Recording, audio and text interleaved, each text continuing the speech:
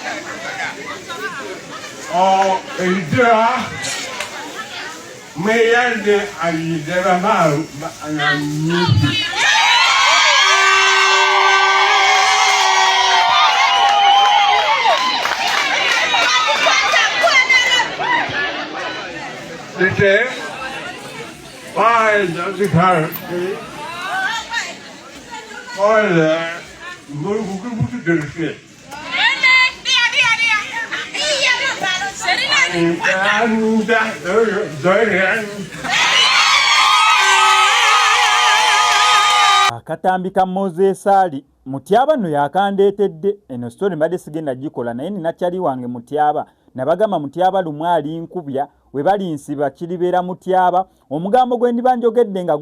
nga gunsimattuse aliba Mutyaba story ya Moses Ali mbadde sigenda gikola Mutyaba nangamba buli wamba kataddeyo omusajja akyali n'amaanyi akomyewo mu balonzi ali mu kuyita mu balonzi konze munnanga ate yali ankoze eki Moses Ali kambalete wano SMX Media Kings and Queens bamwerabireko musajja akyali mugumu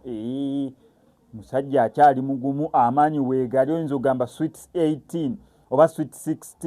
16 amaanyi weegali voko zikyaliko njogere kindeke ki okitegedde side ze Koboko sijali ali side ze Koboko empapula yazijjayo ez'okwesimbawo niransubira n'azizza nayo alaga akyali taratibu tosobola leeta baana bano ba David Lutalo baneno simanya ba Bitus abo simanya ba Mr. Lee abo toleeta n'omusajja Moses Ali gyegimu ku misingi gya NRM gyerinawo abaliwo ng'abakyassa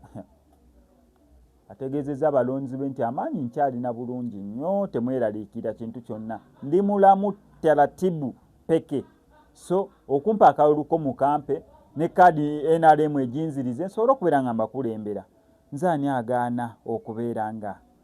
batuusaako ebintu ebifaanaganako ng'ebyo wano ku SMX Media nkujjukiza bannaffe aba Legit Shots bakugamba nti omuyimbi yenna n'oluyimba olwa audio nga wandiyagadde olukolera video bambi bakubireko ku ennamba y'essimu bajja kukuleera ekifaananyi ekirungi on top of that oluyimba bali promoting ne ku TV stations ez'enjawulo bakola ne audio omulungi ate gwana mukolo gwa kwanjula mbaga graduation kyonna ekyetaagisa videography kazibeere MDD mu by'amasomero bagenda kujja bulungi nnyo bakwatire omukolo gwo n'ekitiibwa bakubireko ku ennamba y'essimu gy'olaba ku screen ebisigadde obitulekere